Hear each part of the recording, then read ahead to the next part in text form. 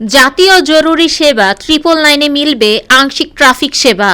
জাতীয় জরুরি সেবা 999-এর মাধ্যমে ঢাকা মহানগরীতে আংশিক ট্রাফিক সেবা চালু করেছে ঢাকা মেট্রোপলিটন পুলিশ। মঙ্গলবার 28 জানুয়ারি ডিএমপি কমিশনার শেখ মোহাম্মদ সাজ্জাদ আলী স্বাক্ষরিত এক গণবিজ্ঞপ্তিতে এ নির্দেশনা দেওয়া হয়।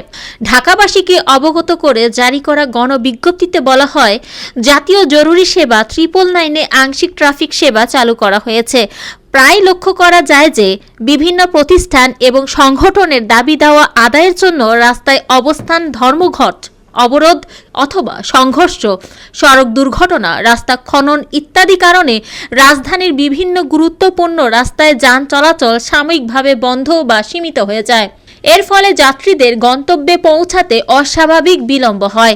এক্ষেত্রে ডিএমপি ট্রাফিক বিভাগ ডাইভারশন দিয়ে যানবাহনগুলোকে বিকল্প গন্তব্যে পৌঁছানোর ব্যবস্থা গ্রহণ করে থাকে।